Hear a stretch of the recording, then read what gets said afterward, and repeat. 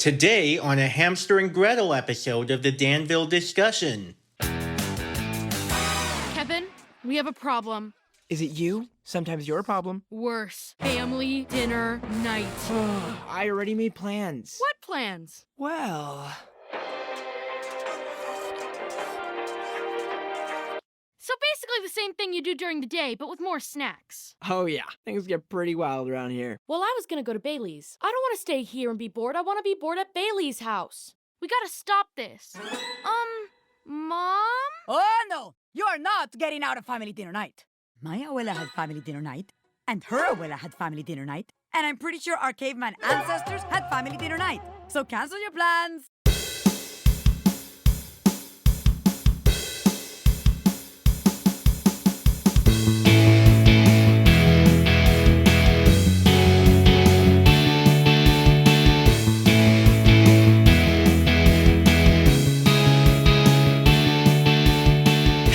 Everybody, and welcome to the Danville Discussion, a podcast about all things related exclusively to Phineas and Ferb and nothing else. But we're also a podcast that lets you ham around about Hamster and Gretel. My name is Caleb Dirksen, and some of you may know me from my YouTube channel of the same name, home of some web series related to animation such as Caleb Reviews.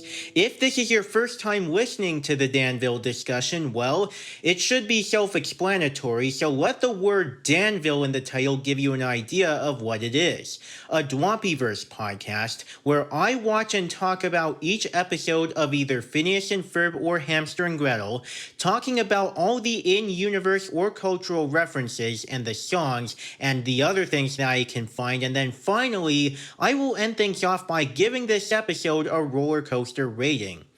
So, for today's episode, I'm going to be looking into episode 2 of Hamster and Gretel, where we're going to look into these two segments, consisting of Recipe for Disaster and Math Punch. If you want to check out more episodes of the Danville Discussion, then go to anchor.fm/Caleb-Dirksen, and it'll take you directly to the Danville Discussion website on Anchor. You can also share your feedback or ask some questions you may have about this episode by emailing us at danvillediscussion@gmail.com with the series and episode title in the subject line. But before I get into this, there is one mistake that I made in the last episode. When talking about Are You My Mummy from Phineas and Ferb, I was talking about the song My Undead Mummy, and one fun fact or cultural reference I forgot to bring up is that the tune or melody sounds a lot like that song from the episode Jeremy from another Disney animated series, The Buzz on Maggie. And both songs were done by Danny Jacob, which is an added bonus. Doobie doobie doo. North, south, east, west, you're the one I love the best. You'll always be a friend to me. You're everything a friend could want, my cuddly little confidant. You're everything from A to Z. Wherever I go, that's where you are. When I'm in a jam, you open the jar. You'll always be a friend to me. Look! No hands! That melody, I think, would even be used in this show for certain episodes.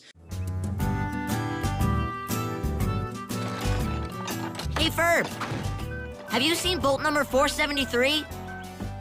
But The Buzz on Maggie is one of the few Disney television animation shows that's not available on Disney Plus yet, but the episodes can be watched for free on YouTube in the 4:3 aspect ratio. I don't know if it was animated in widescreen yet and then cropped at the time. And those episodes were uploaded by someone else, and they haven't even been touched by Disney with a copyright strike, so that's good. And now, without further ado, when did these segments, or better yet, this whole episode of Hamster and Gretel first premiere?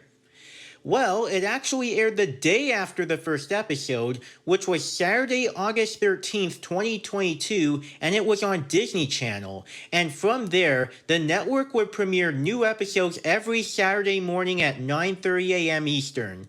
It was later released on Disney Plus on August 17th, along with episodes 1 and 3 to 5, which the latter three were released early before airing on Disney Channel each week. Now, our first segment is going to be Recipe for Disaster. And this episode was written by Jim Bernstein, it was storyboarded by Villamor M. Cruz and Tammy Manis, and it was directed by Trisha Garcia. But before we dive into the plot and everything, we have a minor update in the theme song. When looking back at episode 1, it immediately cuts to Hamster and Gretel running toward the camera after the cold opening, and they start singing the theme song. But starting with this episode, we have 2 additional seconds of a transition at the beginning, where we see some still poses of Hamster and Gretel flying with their capes being animated, zooming in over a comic-style background with action balloons, and in addition, we have a bombastic jazz brass ensemble before they start singing, and here is how it goes. Who's the improbable duo that you've heard of? This opening part was even included in the soundtrack album where it merges the opening and ending themes together. But now let's delve into the story. What is this episode all about? It begins with Gretel informing Kevin that tonight is family dinner night, which they are disappointed will interfere with their plans, where Kevin planned to watch TV all night and Gretel planned to visit Bailey. Despite their attempts to change her mind, their mother Carolina insists that they enjoy family dinner night and tasks them with keeping an eye on their ropa vieja, which is in the oven. As Carolina goes on about it, there's a gag where she mentions the Grant Gomez family's ancestors from the Old West, I assume, and the Stone Age. I found that gag funny because I didn't know it would reveal that the Grant Gomez family had caveman ancestors and that the family would last that many generations, so not only is this a joke I liked, it's also a fun fact. Also, there's this bit here where Carolina mimics mom, and then Dave interrupts and says to his wife, honey, and then Carolina tells him to cancel his plans. Another chuckle-worthy bit for me. How'd you know we had plans? You said, Mom. Honey? Cancel your plans. However, Gretel accidentally burns the dish while using heat vision on it, forcing the kids to find a replacement, which is accompanied by this funny scream gag when the dish gets burned and when Carolina returns home. What are you doing? I can cook it faster with my heat vision. No, Gretel, wait!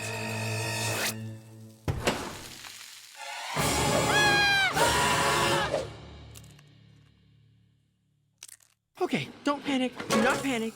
We can get a replacement before Mom gets back. I'm back.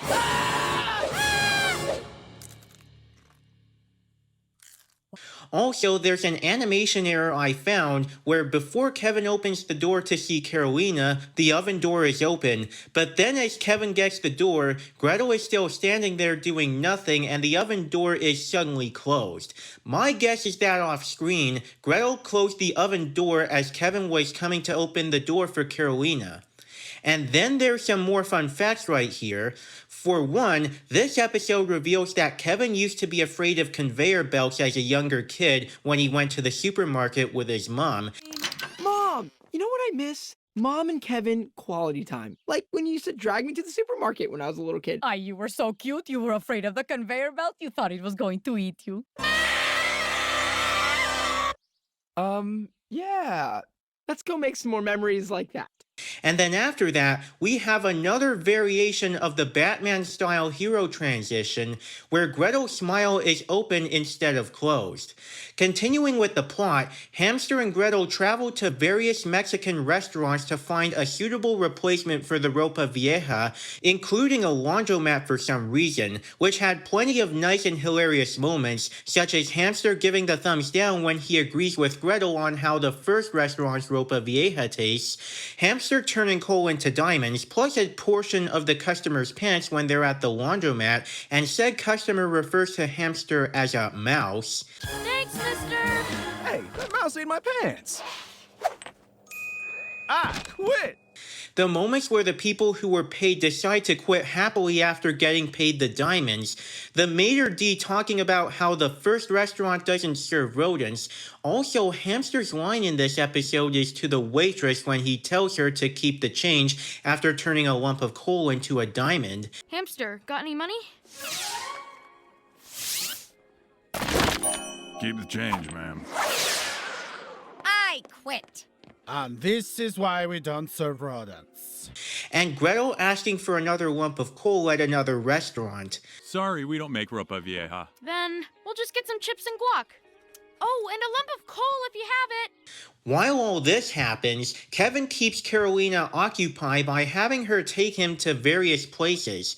During each visit, though, Kevin is repeatedly placed in situations that end up embarrassing him, including the funny moments of the animal is in the appliance, where Gretel tells Kevin through the communicator that the armadillo is in the blender and the buffalo is in the dishwasher. Kevin, the armadillo is in the blender. Repeat, the armadillo is in the blender. Does that mean you have it or you don't have it? Don't have it, obviously. Have you guys found it yet? Negative. The buffalo is in the dishwasher. What? I changed the code. Well, can you hurry up? We're going as fast as we can. And in the Balloon Man scene, in which Kevin tells Carolina to walk slowly to the Balloon Man. Oh, look, the balloon man. Still don't have it. Can you slowly get me a balloon for old time's sake? Of course, mi corazón. Excuse me, sir. Can we get... Even slower than that. Okay. Excuse me, sir. And then Kevin is labeled as Balloon Man-Child after an encounter with Hiromi's photography class, which embarrasses him and leaves him desperate to move to another continent. Some additional funny moments, too. Kevin? Hi, Hiromi. What are you doing here? I'm here with my entire photography class. Oh, good. Now I have to move to another continent.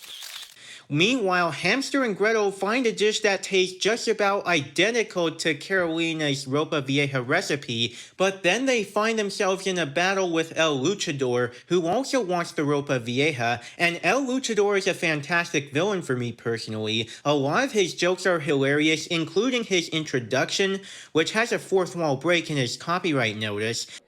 This is perfect. Well, we only have one order left. We'll take it. I'll take it. El Luchador, the luchador-themed supervillain. Copyright Luchador Incorporated, all rights reserved. Any reproduction is strictly prohibited without the express where prohibited may not be available in your area. Local restrictions apply. Is it done? See. And his confusion that just because he's a supervillain, he doesn't have a family or dinner, which also comes with some great voice acting by Carlos Alazraqui. This ropa vieja is mine for my family dinner. Oh, 'cause I'm a supervillain. I don't have a family or dinner? As the fight goes on, there's the running gag with Veronica Hill exposing the fight between our heroes and the luchador, which is nice once again. Veronica Hill here on the scene at Casa Ropa Vieja, where Hamster and Gretel are fighting a luchador-themed supervillain over a plate of what my translation app tells me is old clothes. Well, there you have it. Superhero Gretel has decided to make her family recipe. And although the comedic violence never rose to the level of mayhem, this story comes to an annoyingly heartfelt conclusion. Up next, who is the mysterious balloon man-child who is blowing up the internet? At an abandoned farm, Carolina gives Kevin a speech about how kids seem to be more interested in modern times than creating memories with their families, prompting Kevin to realize that family dinner night is not about the ropa vieja, but rather the memories the family creates while enjoying it, which explains the memories that Kevin had about the pony rides at the farm, and that scene hit me with some emotion right there, a really heartfelt moment in the show. Oh, look, that's the old farm we used to go to. The place with the pony rides? Why not? It went out of business. What? I really used to like this place, didn't I? You loved it. We used to come here all the time. Wow, I feel inexplicably sad. You kids are all about the latest thing. What's trending? What cool party should I go to? I don't get invited to... When you live that way, you lose las raíces, your roots. When you live that way, you lose your sense of... family traditions. Yes, like family dinner night. I know it doesn't always go smoothly. Sometimes we get into fights or spill stuff, but we still make food from our family recipes, and that keeps us connected to our culture and to each other. Mom, I need to go to the bathroom. Can you wait right here? Why does that speech always make people want to go to the bathroom? Then Hamster, Gretel, and Kevin rush home to make a new ropa vieja dish using their family recipe, and this leads into the song Ropa Vieja, which is possibly my favorite moment in the entire episode, as it is a catchy Latin pop song and it does a very good job with the sibling relationship between Gretel and Kevin. It's not the ropa vieja that brings us together. It's not just the meal. It's not about what's on the steak or the onions, paprika or peppers. It's about how we feel and the memories that we create. Plus some more good moments like Hamster dancing with jalapenos around his body. But there's an error I spotted regarding the lyric, like when Dad got caca all over the kitchen. When I watched it with closed captions, it misread as, like when Dada wants to caca all over the kitchen, which I thought was real until I read the lyrics of the song on the show's fandom wiki. Plus, I did manage to find some fun facts in the song. Gretel mentions Tia Melissa, Tia meaning aunt in Spanish. Tia Melissa exploded the chicken. And I never thought I'd discover this, but Tia Melissa is the third Dwampyverse character to be named Melissa, following the Lil Spark in Phineas and Ferb, and Melissa Chase, one of the main characters and one of Milo's best friends in Milo Murphy's Law.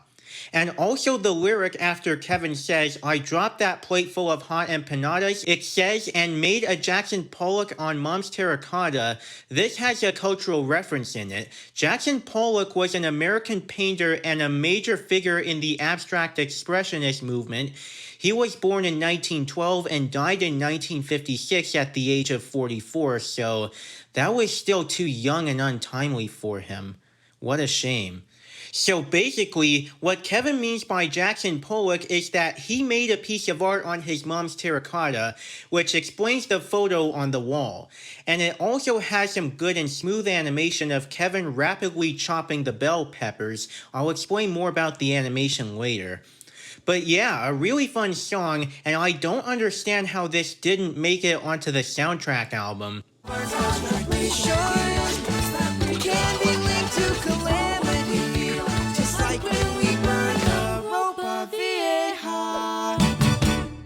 And this song goes on to the end only for Kevin to drop the ropa vieja, launching the burned recipe onto the countertop as Carolina returns. After the kids explain to her what happened, Carolina finds it suspicious, but then reveals that the actual ropa vieja was in a different oven all along, and the burned dish was actually a dirt cake from their abuela meant for dessert. Carolina decides to let Dave eat the other ropa vieja that was dropped, and the Grant Gomez family then enjoys their meal, and Kevin takes one more photo of the family with his phone as the episode draws to a close. Now, the other stuff that I have to mention is that when talking about episode 1, I noticed how the pacing was really out of place, which is the biggest problem that made the whole episode somewhat weak for me, even if the rest of the writing in the episode itself was good. In Empower Failure, the episode felt rushed with how the aliens were handled and how Hamster and Gretel are suddenly recognized by the city out of nowhere just after they get their powers, and even the duration outweighed that of the other segment, Okie Dokie, so it really felt like it was dragging on. And it left me with hopes that the show would get better after that, and thankfully, my predictions were correct because here, it shows that now the pacing is much better. The segment is well balanced with the other between the 11 and 12 minute range for both, and it doesn't feel rushed or even drag on like Empower Failure and Okie Dokie did. Not only that, but the animation does look like an improvement as well, since Synergy had a more prominent part in this. It's more smooth, especially with how Hamster dances with the jalapenos and how Kevin chops the peppers during the song. Also, I love the luchador-style action scenes between Hamster and Gretel versus the luchador, and the comic-style action marks look highly artistic with the crash, even if there is no instance of the Gretel attack, like Robot Punch or Meteor Punch. My only minor nitpick is that it can still get slightly cheap at times. But one thing I have to note is that some of the patterns that they use on the backgrounds in Hamster and Gretel do also have a hint of Phineas and Ferb with the triangles, so that brings up an in-universe reference here. But my overall thoughts? This is a major improvement from the first episode with better pacing, better animation, excellent writing, and a bop of a musical number. I recommend this segment since it is a step up from before. Before I move on to the next segment, I think I made two mistakes. When I was talking about episode 1 of Hamster and Gretel, I forgot to mention that there were a bunch of comics in the background during the transitions. And for this segment, during the scene where Hamster and Gretel are at the first restaurant, I didn't even notice that the music that played was actually a piece of music from the Shea Platypus episode of Phineas and Ferb. It doesn't taste like Mom's. Thanks anyway. Right this way to your table, sir. Hey, Isabella, have you seen Perry? No, not lately. I figured I needed to bring this up before I move on. So with that said, let's continue. Now, our next segment is going to be called Math Punch. And Math Punch was written by Joshua Pruitt, it was storyboarded by Villamor M. Cruz and Alan Delmar Oka, and directed by Amber Tornquist Hollinger. The story of this episode is that Kevin attempts to help a disinterested Gretel complete her math homework, but while this happens, Dave explains his intentions to make Carolina cry with a special wedding anniversary gift, having been outdone by her gifts to him during years past. During this opening scene, I found some nice jokes, this one between Gretel and Kevin about math homework and coal mining, which was also brought back after Dave's announcement. Isn't it illegal to make kids work? Gretel, it's math homework, not coal mining. Well, I don't want to mine coal and I don't want to do math. Kids, I did it. It's gonna make her cry. All right, well, have fun with that. I have the much more difficult job of getting Gretel to do her math homework. I'd rather mine coal. And this cloud joke, which transitions directly into the next scene. Dad, just make sure you backed up that file. Don't worry, it's all uploaded to the cloud. That's an ominous cloud. And in this next scene, we go to the downtown area where a new supervillain named Rodney Thunderpants arrives to wreak havoc on the city by destroying everyone's cell phones and tablets with lightning powers. Seeing the encounter as an excuse to avoid doing math, Gretel rushes out to stop him, ignoring Kevin's statements about math being a useful tool. But before that, there's a line from Hamster telling Gretel that she has no honor after she took out his artillery, which got a laugh out of me as well. So, question 2, a train is traveling from point A to point B at 30 miles an hour. Yes! I just took out Hamster's artillery. You have no honor. Come on, Gretel, put your phone down and focus. And also some bickering between the siblings over math, which is another memorable moment and another reason why I love the chemistry between the two, yet it sort of reminds me of a similar scene in Incredibles 2 with Bob and Dash. That's not the way you're supposed to do it, Dad. They want us to do it this I don't know that way. Why would they change math? Math is math. Okay, Math Dad. is math. Downtown, Rodney tells Veronica Hill his backstory about how he came to dislike smartphones and how he gained his powers. Not only did I find another good news report gag with Veronica, but I also like how Rodney says he prefers a time when phones were dumb, people were smart, and horses were faithful. The faithful horse gag in general gave me some laughs, and Rodney in general is a good villain too, with his powers, his jokes, his backstory, and all. It's a new age, y'all! And by that I mean an old age, a bygone age! This is Rodney Thunderpants, a lightning-themed supervillain for some reason in a cowboy costume.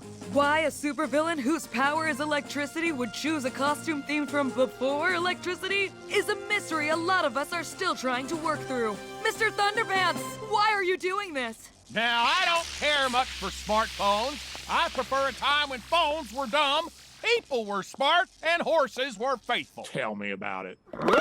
Fascinating. For his backstory, in the past, he was a normal singing cowboy living a simple life, seeing the world change around him with the cell phones that he calls devil boxes showing up everywhere.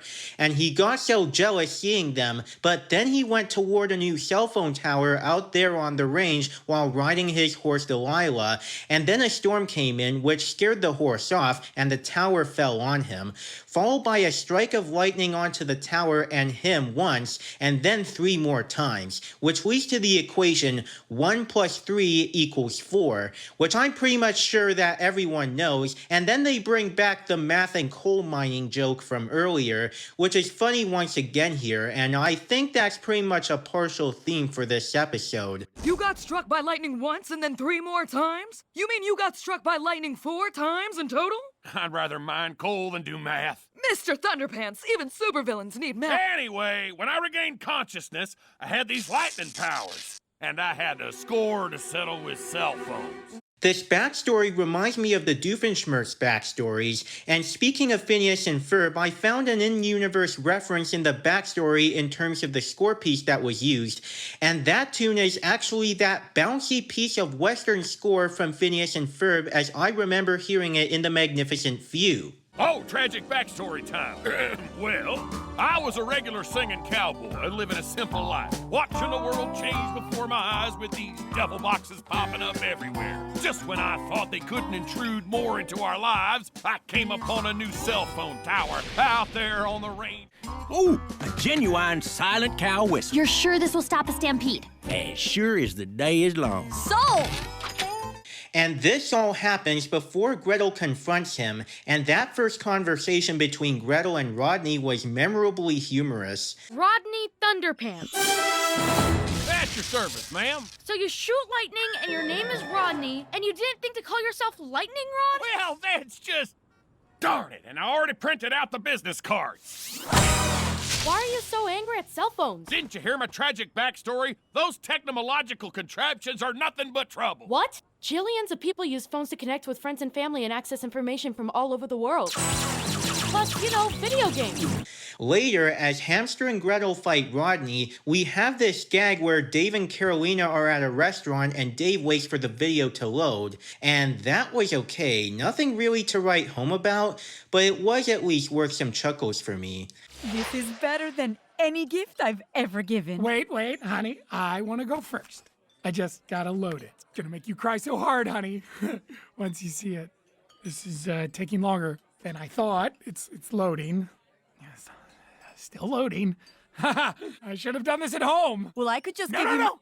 Just give it a second.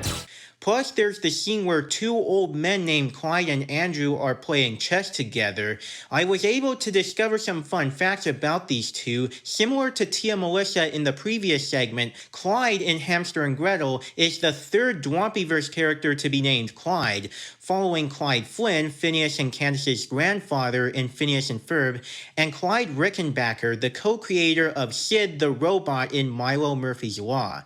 And also, one thing to mention is that Jeff Swampy Marsh does have some involvement in this show, despite not being a co-creator of Hamster and Gretel, as a voice actor, and he voices Andrew while Clyde is voiced by Dan Povenmire. So this makes Clyde and Andrew the 3rd duo in a Dan Povenmire show to be voiced by both Dan and Swampy, following Dr. Heinz Doofenshmirtz and Major Francis Monogram in Phineas and Ferb, and Vinny Dakota and Balthazar Cavendish in Milo Murphy's Law. I also found this scene hilarious because Clyde says that he didn't hire Hamster and Gretel to distract Andrew, but hired 4 men dressed as Russian guards who dance and juggle swords, but the latter don't try this at home. Seriously, it's dangerous. Did you hire them to distract me, Clyde? No, I did not, Andrew. I hired these guys. Well played, Clyde. Well played. But then Rodney soon overpowers her and unleashes an energy ball with intent to destroy the cell tower, frying every smartphone within a 50-mile radius. And Kevin follows Rodney, who hijacks a steam train that then heads toward a cliff, while Hamster and Gretel chase down the energy ball as the song Race Against Time plays, which is another nice song.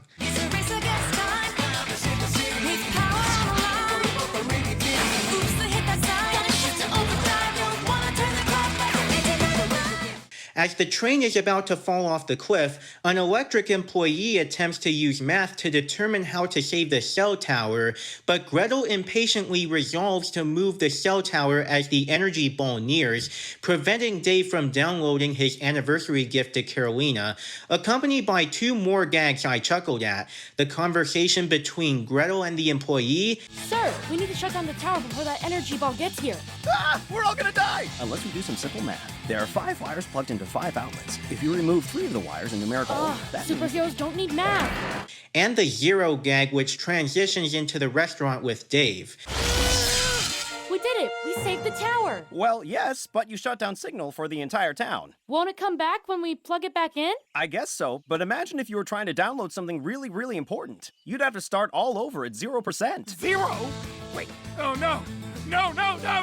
Well, maybe I can give you No! I was winning! When Gretel learns that Kevin and Rodney are falling off the cliff, Gretel reluctantly uses math to determine how fast she must travel to save her brother. As Hamster says another line, "Why is there always a train?" Another thing I'll remember from this. If a train carrying my brother and a lightning-powered cowboy supervillain is traveling 60 miles per hour... Why is there always a train? Math! As soon as Gretel does all the math work, it literally falls on someone reading a newspaper, and I wonder if it counts as a fourth wall break, or I don't know, but I like that. And for you Milo Murphy's Law fans, did you notice that the background in that part looks similar to that at the beginning of the theme song takeover for Milo with Dr. Doofenshmirtz? Because I sure did, as I watched that takeover, but it uses a different background style. The name Lightning Rod was also brought back by Rodney, and I like that too. I'm going to die with a lightning-themed cowboy! Oh, just call me Lightning Rod! As Kevin and Rodney are falling, Rodney asks, "How deep is this gulch?" in between times when the two are screaming as they're falling. I thought that was funny as well.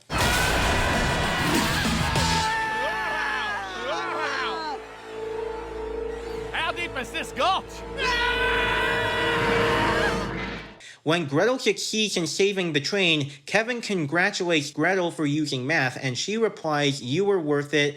And just as Kevin gets the idea to apply the lesson to Gretel's history homework, she says, "Don't push it." Some more memorable quotes right here. Gretel, you did it!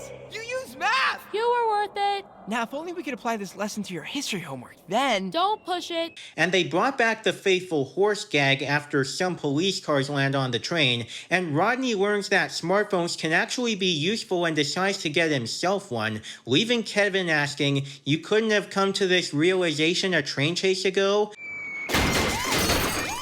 Wait, how did you guys get here so fast? GPS on our phones. Phones can do that? Yeah, there's even an app to help you find a faithful horse.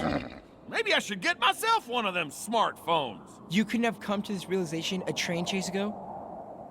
Meanwhile, Dave allows Carolina to show him her gift, a video compilation of all of their most cherished moments together, and this then makes Dave emotional, all capping off this episode. It's not fair. It's not fair. I was going to win this anniversary. It's not about winning, mi amor. Can I give you my gift now? Fine. What did you get me? It's a video documenting all of the most important moments of our lives. But the Wi-Fi is out. I downloaded it before we left. Dave and Carolina, a love story for the ages. I guess it is about winning. That feels good. And now for the rest of my points. Like the last segment, this has much better pacing than episode 1. Not too slow or even too fast like the aliens and the recognition that Hamster and Gretel got from the city. It's all just right. maybe except for the load time at the restaurant, which can feel slow sometimes. The animation in this episode is decent, though it is obvious that a lot of it was animated by Snipple as opposed to Synergy's involvement with the previous segment, and it can get weird, flashy, and choppy at times, such as Veronica hiding from Rodney as soon as Hamster and Gretel show up. Overall, I can say that this is another good episode with great characters, a lot of good humor, mostly balanced pacing, and some decent animation. Not quite as great as Recipe for Disaster, but still an improvement over the pilot. And finally, we will cap all this off with our roller coaster rating. And now, out of 10 roller coasters, how much do I give the segments and the whole episode? Beginning with Recipe for Disaster, I'm giving it a 9.5 out of 10, a giant step up from the previous two segments from episode 1. The pacing is just right, the animation looks more polished and smooth thanks to Synergy, the song is really good, the jokes hit their mark, and I love just about everything in this segment. And I give Math Punch an 8.5 out of 10. It has a lot of the good stuff I said about the other segment, but the animation by Snipple can get slightly wonky, and one of the jokes did have some slight lags in pacing, though it still made me chuckle a bit. And on that note, episode 2 of Hamster and Gretel gets a 9 out of 10 from me. It proved me correct that the show is gonna step itself up after the pilot, and I look forward to seeing this episode again at some point in time. I hope it can continue to pick up its groove as I watch more episodes. Now let's jump over to the results of the Twitter poll from the past couple weeks.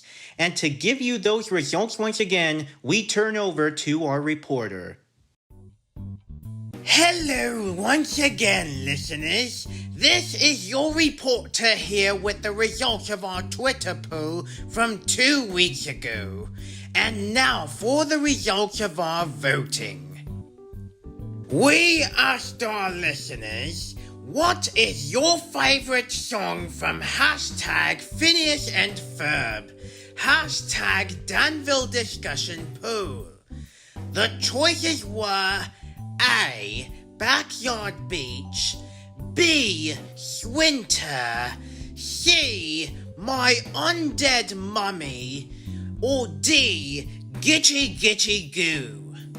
6% voted for My Undead Mummy. 19% said it was Swinter, so to those who picked it, have fun freezing while getting tanned in the summer. 31% were dancing to Backyard Beach as their favorite. But 44% won this poll with Gitchy Gitchy Goo. And I can hear their mates saying, bow chicka bow wow, mau mau mau, chicka chicka choo wop, and Gitchy Gitchy Goo, which means I love you. Now, let's turn back to Caleb to give you his opinion and bring you a brand new Twitter poll for this week.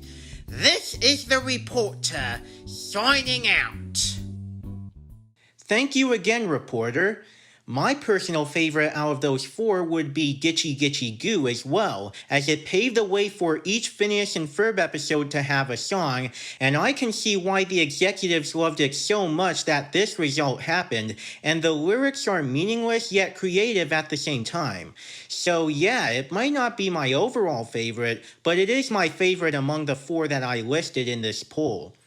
So now that I covered all that, let's go ahead to our new Twitter poll for this week. And this time I'm going to do something Hamster and Gretel related for fans of this show, since I love this episode more than the previous. And the question for this week is, which of these 3 main characters from hashtag Hamster and Gretel is your favorite? Hashtag Danville Discussion poll. And I've listed these 3 choices. A. Gretel Grant Gomez, B. Hamster, or C. Kevin Grant Gomez. If you want to find this poll and make your voice heard, you can go to Twitter and find my secondary page at Caleb the PNF Guy, or search for hashtag Danville Discussion poll, and then you can make your selection. But hold on, we're not done with this episode yet. We've got some bonus Hamster and Gretel updates, and of course, there are the recent Chibi Tiny Tale shorts, as well as the theme song Takeover with Kevin, but I'm gonna save those for a bonus episode after this. The updates that I'm gonna talk about today are regarding the Hamster and Gretel episodes airing in October, still airing Saturdays at 9:30 a.m. Eastern on Disney Channel in the US. Now, this information is coming from the Disney Beat on Twitter, and I'm going to read it out to you. So here it is.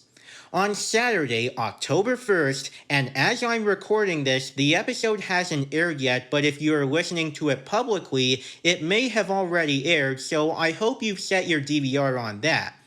But this day, Saturday, October 1st, we've got The Night Marionette. Our heroes battle a villain who projects people's greatest fears before their eyes.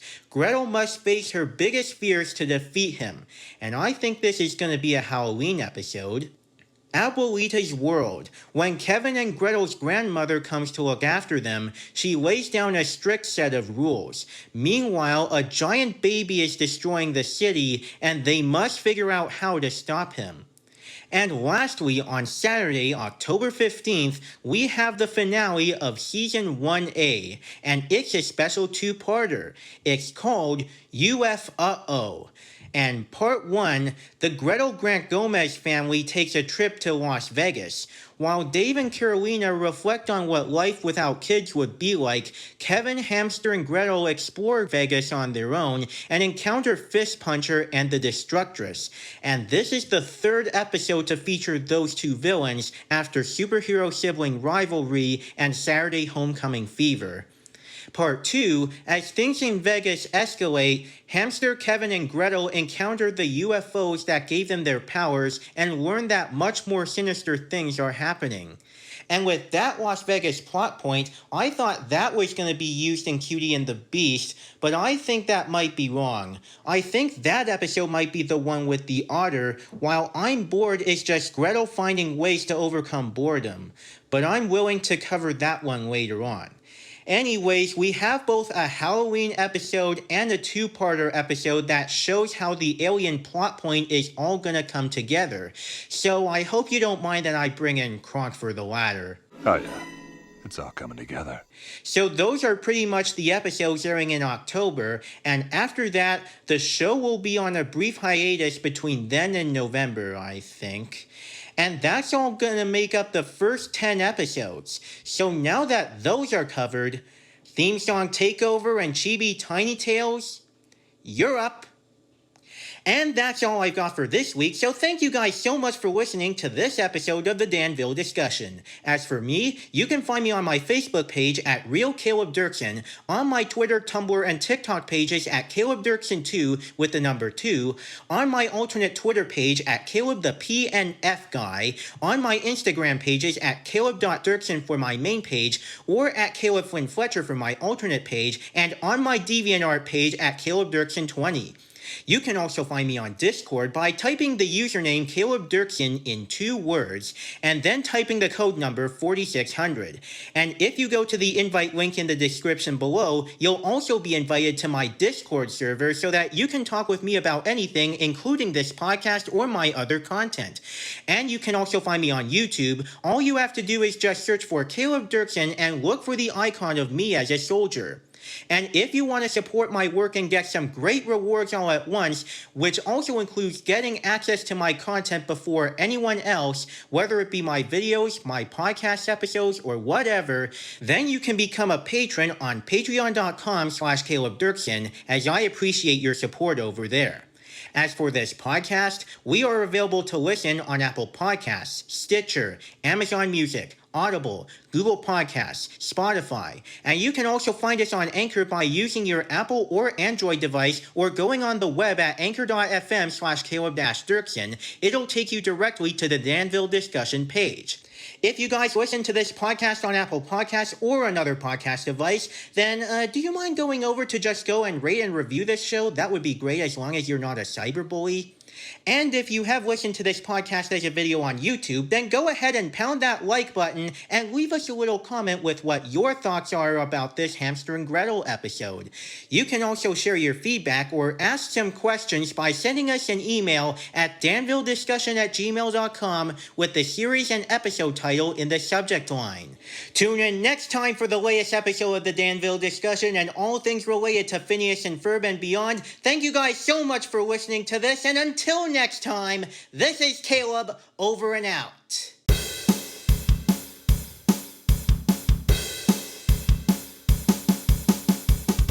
This podcast was created strictly and only for entertainment and information purposes. It is not endorsed by the Walt Disney Company, Disney Television Animation, or their affiliates. All and any names, images, clips, sounds, or other items related to Phineas and Ferb, Milo Murphy's Law, Hamster and Gretel, and other Disney properties are trademarks and or copyrights of their respective holders. All original content from this podcast is the intellectual property of the Danville Discussion and the host or hosts running the podcast, unless otherwise noted.